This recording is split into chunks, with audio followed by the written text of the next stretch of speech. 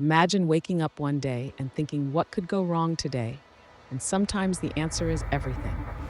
It was 1984, a year that would haunt me forever.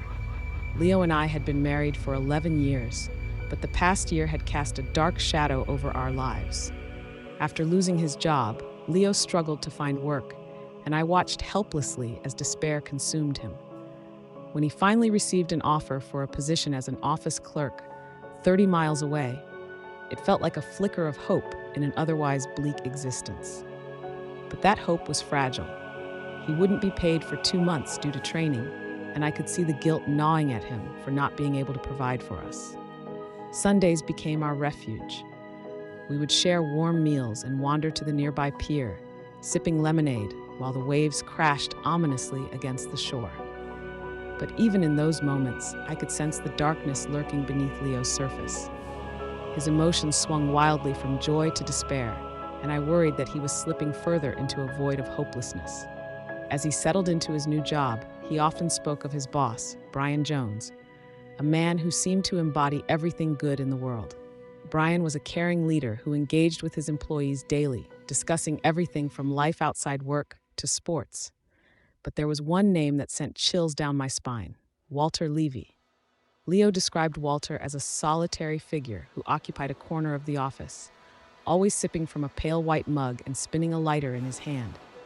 Despite being so close to him at work, Leo knew little about Walter. Inquiries about him were met with nervous glances and quick topic changes. Once, when Leo attempted to approach Walter, he vanished as if swallowed by the shadows. I urged Leo to forget about Walter and focus on his job. I feared what might happen if he let himself get too tangled in that web of mystery. One fateful day, I decided to surprise Leo by bringing lunch to share in the office cafeteria. As I walked toward his workplace, my heart raced with anticipation. But then my eyes fell upon a magazine stand, and something drew me closer. A headline made my blood run cold. It reported on an abandoned building ravaged by a bomb 3 years earlier. My stomach twisted as I recognized the address. It was where Leo worked. The article detailed how 27 people had perished in that explosion, including Brian Jones. A chill crept up my spine as I realized that if Brian was dead, then who was Leo working for? Panic surged through me as I dropped the newspaper and sprinted toward the building. When I arrived at the office complex, dread washed over me at the sight of the crumbling structure. Broken windows gaped like empty eye sockets, and debris littered the ground like forgotten memories. My heart pounded as I rushed inside and climbed the stairs, each step echoing ominously in the silence. On the second floor, I peered into an office and froze. There was Leo. He sat hunched over a desk, clutching half-burnt papers as if they were precious relics from another time. He spoke animatedly to someone who wasn't there, his voice rising and falling in a rhythm that made me cry from inside. I called out softly, stepping into the room, "Leo!" He turned to me with an unsettling grin that didn't reach his eyes. "Ellen, you came." His excitement felt out of place amidst the decay surrounding us. I sensed something was terribly wrong. He seemed lost in another realm, pointing toward an empty corner of the room with wild urgency. Leo, panic creeping into his voice, gestured towards nothingness. I couldn't see what Leo was seeing. My heart raced as confusion gripped me.